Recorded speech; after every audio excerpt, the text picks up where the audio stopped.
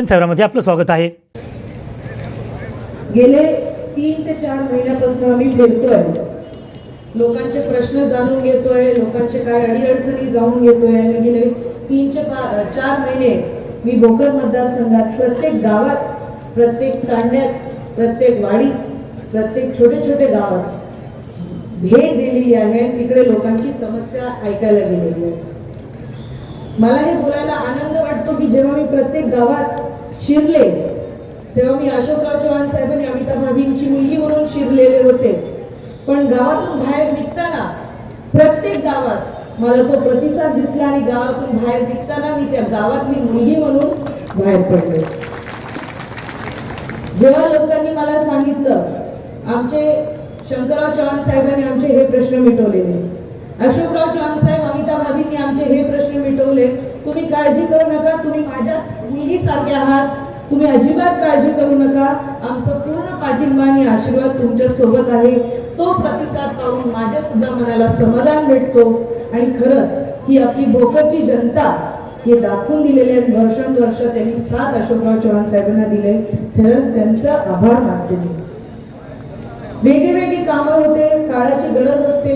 शंकरराव चव्हाण साहेबांनी पाणीचं मोठं योगदान केलेलं आहे, त्यांना भगीरथ म्हणलं जातं, मराठवाड्याला भरपूर पाणी आणून दिलं। तसंच अशोकराव चव्हाण साहेबांनी आपल्यासाठी जे रस्ते असतील, कनेक्टिव्हिटी असतील, ते सगळं आपल्याला काम करून दिले। मोठे प्रशासकीय इमारती असतील, हॉस्पिटलचा बेड असेल, इकडे भरपूर काही विकासाचे कामं भोकर मतदारसंघात होत आहेत आणि हे कोणाला नाकारता येत नाही, कारण का त्याच्या मागे एक मोठं नेतृत्व घडून देणारे इकडे प्रत्येक भोकर मतदारसंघातला एक व्यक्तीने त्यांचं योगदान, त्यांचं पाठबळ आणि आशीर्वाद अशोकराव चव्हाण साहेबांसोबत ठेवलेलं आहे। तसंच मी अपेक्षा सुद्धा करते की तुम्ही सर्वांनी, मला सुद्धा तसंच आशा ठेवते की मला सुद्धा तुम्ही सर्वांनी तसंच प्रेम आणि आशीर्वाद पुढे सुद्धा ठेवावं। आपल्या सरकारने बरेच काही चांगले निर्णय आपल्या महाराष्ट्रासाठी घेतले आहेत। महायुतीच्या सरकारने बरेच सुंदर योजना आपल्यापर्यंत आल्या। इथे मला मुख्यमंत्री साहेबांच्या लाडक्या बहिणी दिसतात, आहेत की नाही? मुख्यमंत्री साहेबांच्या लाडक्या बहिणी, मुख्यमंत्री साहेबांनी, महायुतीच्या सरकारने लाडकी बहीणसारखी योजना आणली। आज महिलांना स्वतःच्या पायावर उभं करण्याचं एक प्रयत्न महाराष्ट्राच्या सरकारने केलं। 1500 रुपये काय कमी नसतात हो। प्रत्येक महिलाला माहिती आहे तिच्या तांदळाच्या डब्यात लपवलेला 10 रुपये, साखरेच्या डब्यात लपवलेला 10 रुपये, तिला त्याचं महत्त्व माहिती असतं। त्यामुळे 1500 रुपये आपल्या महाराष्ट्राच्या महायुतीच्या सरकारने आपल्यासाठी, आपल्या हक्काचे आपल्या खात्यात दिलेले आहेत।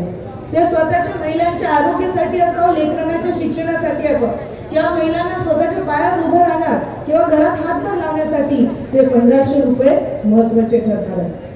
तसंच बरेच काही योजना आपल्याला आणल्यात।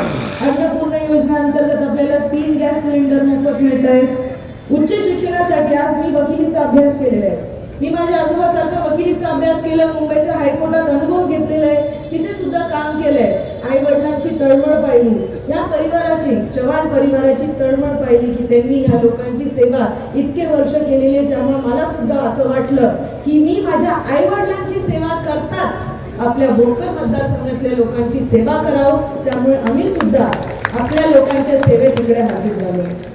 तसंच मुलींचं उच्च शिक्षण सरकारने मोफत केलेलं आहे। वकिलीचा अभ्यास करायचा असेल, डॉक्टर व्हायचं असेल, इंजिनियर व्हायचं असेल, तिला उच्च शिक्षण घेण्याची संधी सरकारने उपलब्ध करून दिली आहे।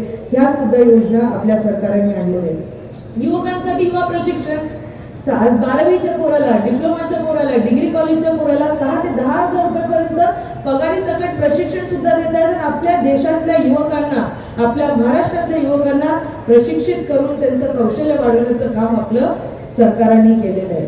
शेतकऱ्यांसाठी बळीराजा योजना अंतर्गत वीज बिल माफीचा कार्यक्रम सुद्धा सरकारने केले, ती योजना सुद्धा सरकारने आणली। प्रत्येक क्षेत्रात सरकारने व्यवस्थित चांगले निर्णय महाराष्ट्रातल्या हितासाठी, महाराष्ट्रातल्या लोकांसाठी घेतलेले आहेत। तर हा सरकार आपल्याला गमवता येतो का? हा सरकार आपल्याला महायुतीची सरकार आणायची आहे की नाही? आणायचे हात वर करा।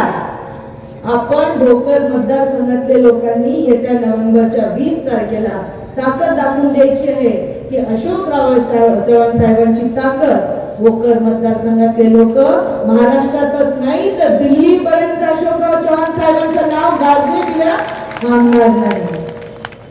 अशोकराव चव्हाण साहेबांची ताकद आहे. ही कुटुंब, हे जे लोक बसले तिकडे भोकर मतदारसंघातले, हे मी मतदारसंघातले लोक समजत नाही, पण माझं एक कुटुंबाचा भाग समजते. माझं एक कुटुंबाचं, मी जेव्हा भेट द्यायला जाते तर ते मला इतके प्रेमाने स्वागत करतात. आजी असेल तर मला जवळ घेते, लहान लेकरं येतात तर माझ्याशी बोलायला येतात. आणि माझे सुद्धा स्वप्न आहेत, मला भोकरमध्ये काय अजून करायचंय. अशोकराव चव्हाण साहेब, अमिता भाभींनी भरपूर विकास केले असेल, आपल्या मतदारसंघात भरपूर विकास झाला असेल, पण त्या भोकर मतदारसंघात अजून विकास काय आणू शकते ह्याच्याबद्दल मी सुद्धा प्रयत्न आहे, माझे सुद्धा प्रयत्न राहतील. आणि माझे स्वप्न असे आहेत की मला शिक्षणावर जास्त लक्ष केंद्रित करायचं आहे. जिल्हा परिषदेच्या शाळेच्या लेकरांना जास्त शिक्षणाचे काय पाहिजे, त्यांना टीचर्स व्यवस्थित त्यांना शिकवत आहेत की नाही, त्यांचं शिक्षण व्यवस्थित होते नाही. कारण काय, जिल्हा परिषदच्या शाळेत तिकडे आपल्या देशाचं भविष्य घडतंय, त्यामुळे जिल्हा परिषदच्या शाळेवर माझं लक्ष नक्की नाही. तसंच युवकांसाठी बरेच गाव फिरताना युवक मला भेटतात, बोलतात की आम्हाला बरेच काही प्रॉब्लेम्स आहेत, पण एक युवक म्हणून तुम्ही आमचे प्रॉब्लेम समजू शकतात, तुम्हाला आमचे रोजगाराचे प्रॉब्लेम समजू शकणार. त्यामुळे ह्या गोष्टीला लक्षात ठेवत आम्ही रोजगार मेळावे घेण्याचे प्रयत्न करतो. युवा उमेद म्हणून एक प्लॅटफॉर्म चालू केला आम्ही, जिथे आपल्या नांदेड जिल्ह्यात कुठे रोजगार उपलब्ध आहे त्याच्याबद्दल आम्ही फेसबुक, इंस्टाग्राम, व्हॉट्सअपवर टाकणार. आपल्या तरुण मंडळीला सांगणार की कुठे रोजगार उपलब्ध आहे, त्याच्यावर आम्ही भर घालणार. तर हे सगळ्या गोष्टींवर लक्ष राहणार आहे. महिलांना मला सक्षम करायचं आहे. एक महिला असून आज बचत गटचे भरपूर महिला मला भेटतात. बचत गटच्या महिलांना सक्षम करायचंय, त्यांनी सुद्धा काहीतरी उद्योग करून त्यांचं नाव कमवण्याचा प्रयत्न केला पाहिजे, याच्यासाठी मी त्यांच्या सोबत राहणार. आज महिलांना उद्योजिका बनवायला माझे भरपूर प्रयत्न राहतील. इकडे बरेच महिला आहेत. आपल्या सरकारने लाडक्या बहिणी तर बनवल्यात तुम्हाला, तुम्ही मला लाडक्या बहिणी बनवा, मी तुमची मदत करेन. तसंच युवकांसाठी, शेतकरींसाठी आम्हाला शेतकरी मेळावे घ्यायचे. आपल्या छोटीतल्या छोटी शेतीतून जास्त उत्पन्न कसं आणू शकू, काय प्रयत्न करताय, कृषी विद्यापीठात तज्ञ लोकांना बोलून कसं आपण मदत घेऊ शकू त्यांच्याकडनं, की आज आपण शेतीत नवीन काय आणू शकू त्याच्याबद्दल सुद्धा प्रशिक्षण घेऊया. शेतीबरोबरचे जोडधंदे जे असतात त्याच्यावर आपल्या तरुण मंडळीला आवर्जून तिकडे आकर्षित करूया. या सगळ्या गोष्टींचं प्लॅनिंग आमचं वर्षभर आहे. आणि हे कार्यक्रम एकदा नाही तर दरवर्षी घ्यायचं आमचं प्रयत्न राहणार आहे. मोठ्या साहेबांच्या जयंतीनिमित्त आम्ही एक आरोग्य शिबिर घेऊन पाहिला.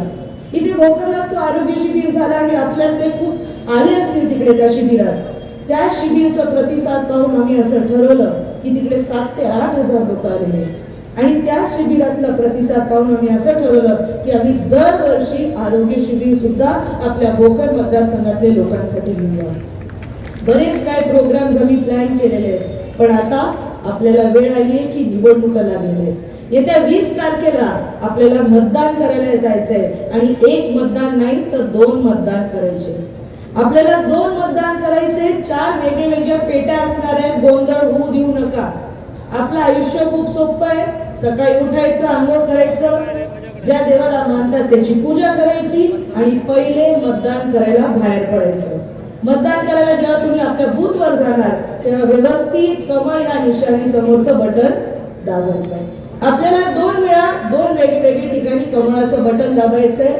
लोकसभेची निवडणूक आहेत आणि विधानसभेची निवडणूक आहेत. आपल्याला 2 वेळा कमळासमोरचंच बटन दाबायचंय. आपले संतोषरावजी हंबर्डेजी आहेत, ते सुद्धा उच्च शिक्षित आहेत. त्यांचं सुद्धा चांगलं मार्गदर्शन आपल्या नांदेड जिल्ह्याला भेटेल. त्यामुळे मी इथे आवर्जून आपल्या सर्वांना विनंती करेल की आपले हंबर्डेजी सुद्धा आहेत, त्यांना सुद्धा कमळ त्यांची निशाणी आहे. त्या कमळ निशाणीवर तुम्ही बटन दाबा आणि त्यांना सुद्धा भरपूर आशीर्वाद द्या. आणि आज मी अशोकराव चव्हाण आणि अमिता भाभींची मुलगी म्हणून नाही, तर आज इथे भोकर मतदारसंघातली नात, भोकर मतदारसंघातली ताई आणि भोकर मतदारसंघातली मुलगी म्हणून आपला आशीर्वाद इकडे मागायला आलेले आहे. की आपल्या सर्वांचं प्रेम आणि आशीर्वाद जसं तुम्ही माझ्या परिवारावर ठेवलंय तसंच हा प्रेम आणि आशीर्वाद येत्या 20 तारखेला तुम्ही कमळ या निशाणी समोरचं बटन दाबून दाखवणार. आणि 23 तारखेला आपल्या इकडे कमळची मतपेटी जेव्हा उघडेल आणि इलेक्शनची मतपेटी जेव्हा उघडेल, काउंटिंग होईल, तर कमळ निशाणीच्या शेतकऱ्यांचे मत जास्तीत जास्त बाहेर पडले पाहिजे एवढी विनंती करते आणि थांबते. मला बोलण्याची संधी दिली त्याच्याबद्दल आभार मानते. जय हिंद, जय महाराष्ट्र. धन्यवाद दीदी.